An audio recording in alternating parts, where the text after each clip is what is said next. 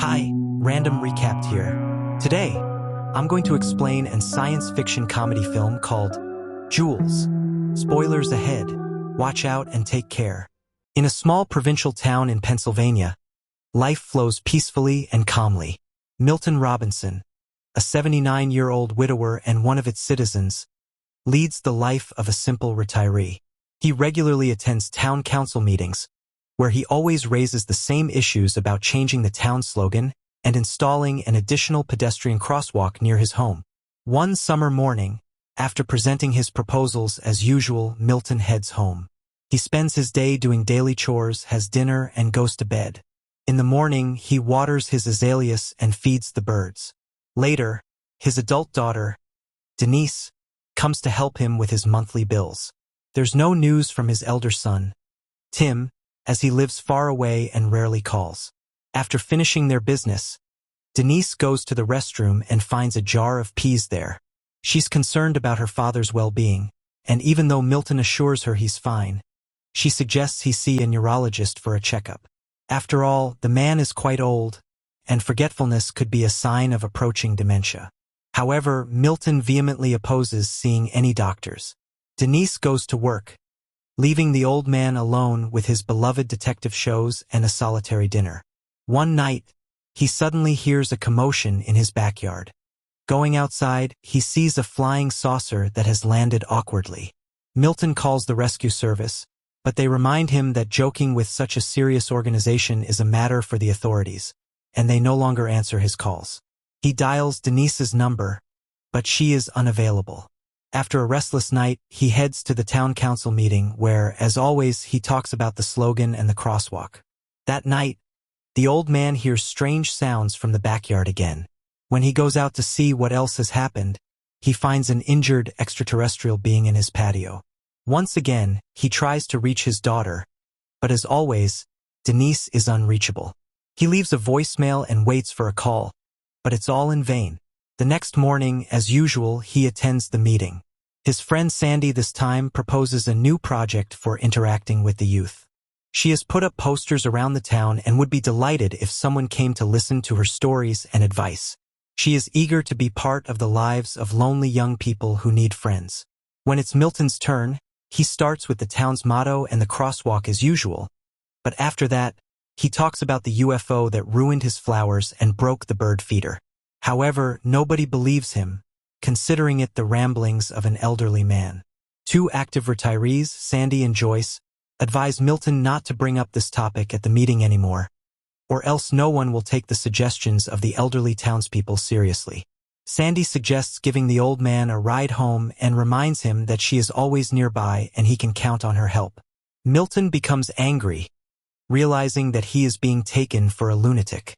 That evening, Milton checks his backyard again and sees the extraterrestrial being, whom he had thought was dead, suddenly raise its head and look at him plaintively. Milton wraps the unconscious extraterrestrial in a blanket again and leaves a glass of water for it. In the morning, he finds the extraterrestrial wrapped in a blanket and seemingly shivering at his back door. Milton invites it inside since it's warmer in the house. He doesn't know what to do because he has never experienced anything like this before. The old man notices that the visitor has drunk all the water, so he brings another glass. Then he prepares a tray with various foods he finds in his house, but the extraterrestrial chooses only an apple. So, Milton goes to the store to buy apples, explaining to the cashier that it's for an extraterrestrial. The cashier treats him like a crazy person with delusions. Upon returning home, Milton sits on the couch in the living room and hears news about the search for a crashed weather satellite, but doesn't pay it much attention because he is startled by the sudden appearance of the extraterrestrial. Seeing that it's feeling much better and can even walk, the old man shows the extraterrestrial all the amenities and settles it in his home, providing a guest room and introducing it to television. Personally, he prefers detective shows because you never know how they will end. Milton shows photos of his family to the silent but attentive extraterrestrial. Unfortunately, his wife is no longer with them. His son has moved to California, and his daughter visits him occasionally. Then the old man remembers the dance show and sits in front of the TV, inviting the extraterrestrial to join. That day, The store clerk tells Denise about her father's strange statements about the extraterrestrial, and she goes to visit him during her lunch break. Milton meets her at the door, and as always, she insists on him seeing a doctor because she is very concerned about his mental health. Milton reluctantly agrees. Denise rushes off, and as soon as she leaves, the phone rings. It's Sandy, urgently needing a printer, and Milton invites her to come over and print the necessary documents. The woman arrives and, upon entering, sees the extraterrestrial. Milton introduces them to each other and shows the crash site. The woman is shocked but tells Milton that they must keep this a secret for his own safety. She mentions how she has seen on TV how authorities treat poor extraterrestrials, and he shouldn't let anyone into his home except her. Sandy leaves, but Joyce has already noticed her car outside Milton's house and becomes curious about what's happening. Meanwhile, on TV, calls continue for the population to search for the crashed satellite. Time passes, and the extraterrestrial continues to stay in Milton's house, watching his favorite shows together. One morning, it brings Milton a piece of paper with a drawing of a cat on it. This touches Milton's heart, as the little one has drawn him a picture. He finds the extraterrestrial working on repairing its spaceship, apparently having fully recovered and getting ready to go back home soon. Milton visits a neurologist and undergoes tests, making some frustrating mistakes in some of them. During this time, Sandy stays with the extraterrestrial and complains to it about her daughter, who moved to the West Coast and lives with her friend. She is very upset that her daughter doesn't visit and doesn't bring her only grandchild. Meanwhile, the doctor, upon learning about Milton's forgetfulness and his stories about extraterrestrials, concludes that his abilities are deteriorating rapidly and suggests considering outside assistance for him. This greatly upsets Milton, and he angrily leaves after shouting at his daughter. Sandy, setting aside the children's book she was reading to the extraterrestrial, tries to ask questions, but the old man goes to his room. Later, he finds the extraterrestrial by its spaceship and complains about his daughter, who wants to put him in a nursing home. He hasn't been in touch with his son, and it seems he was a bad father. The extraterrestrial listens very attentively to the old man, putting down its tools. After this, Milton leaves a voicemail for his son, telling him about his life and Denise's affairs, hoping that he will find it interesting. The next day, Sandy brings a t-shirt for the extraterrestrial, as she thinks it's uncomfortable for it to be naked. She also suggests giving it a name, Jules. Milton gets irritated by what he considers silly suggestions but eventually agrees with his friend. Meanwhile, Joyce, upon hearing about the government's offer of a reward for information about the crashed satellite, goes to Milton's house and, looking through the window, sees the extraterrestrial. Now she is also in on Milton's secret and suggests naming the extraterrestrial Harry. Sandy suggests to Milton that he should acknowledge the fact that Joyce is joining their group, even though he's ready to kill the overly curious lady. Then she shows pictures of cats that Jules has drawn for him. Joyce speculates that Jules is trying to communicate something to the old man since all the drawings are of cats. However, Milton refuses to believe it. Meanwhile, the government receives numerous calls about various anomalies. One day, a woman complains about a man who spends hours staring at his rocket in the yard. FBI agents go to the given address but find a homemade rocket and a happy man next to it. At the same time, Joyce visits Milton to spend time with the extraterrestrial. She also gives it a t-shirt and offers it apples. During this time, Sandy receives a call from a young man who is interested in her posters. He comes to her house, and the joyful woman invites him for tea. While Joyce talks to the extraterrestrial about her life in the big city, where she even performed in concerts because she sang well, Sandy engages in conversation with the guest. Joyce suggests singing for the extraterrestrial. While she does that, the young man asks for permission to use Sandy's restroom, but when she follows him upstairs, she sees him stealing her jewelry. After she threatens to call the police, the man attacks her and tries to strangle her. However, the extraterrestrial has a vision of the events and telepathically makes the man's head explode.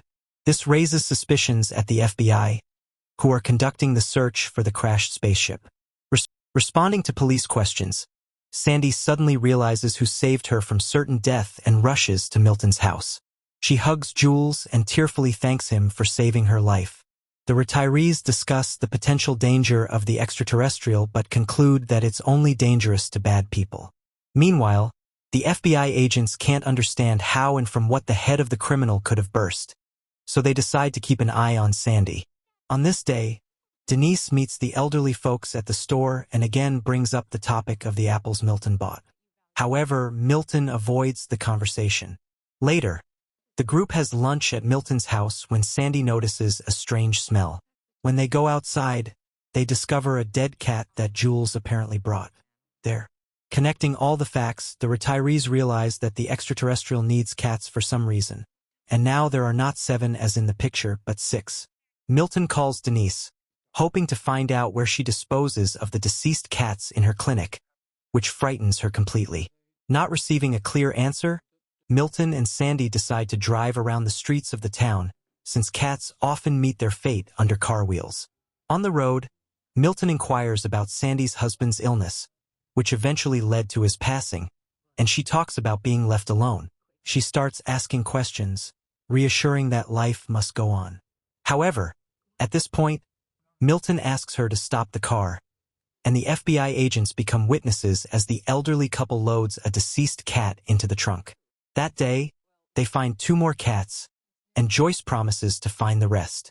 Meanwhile, FBI agents eavesdrop on the private conversations of Milton's close ones and hear Denise telling her brother about her father's eccentricities. At this moment, Joyce brings 3 more cats she found in different parts of the town. Only one is missing. Just then, agents knock on the door, but the elderly folks hide and don't open it. The men eventually leave, and the people realize they need to act quickly.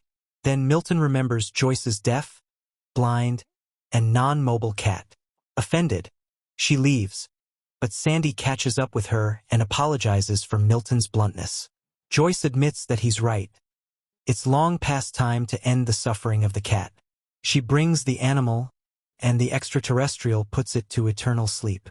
Then it covers the remains with some material, and they start to merge into a single object. In the end, a glowing object appears in front of the group, which serves as fuel for Jules's spaceship. The saucer lifts off into the air and moves to the center of the yard, which is instantly detected by the FBI's instruments. The retirees understand that the time for farewell has come. Joyce gives Jules a souvenir globe with a view of the city inside. Sandy gives him a sweater she knitted, and Milton gives him his driver's license with a photo. But the extraterrestrial suddenly makes an inviting gesture, clearly offering them to join, and Milton suddenly decides to accept the invitation.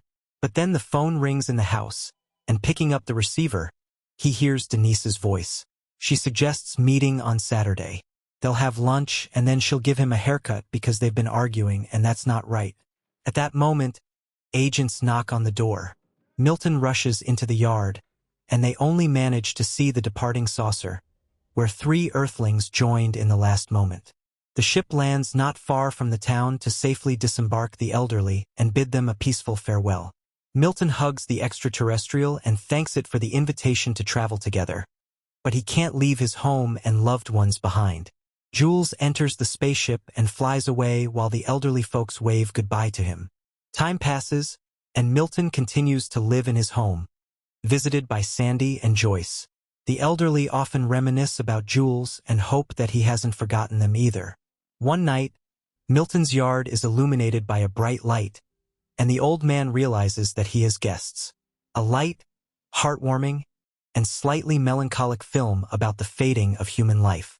It's good that amid the plethora of recently produced nonsense, there are still such heartfelt and warm movies in which an extraterrestrial is not a villain who came to Earth to conquer it, but rather a cute and understanding, silent being with expressive eyes.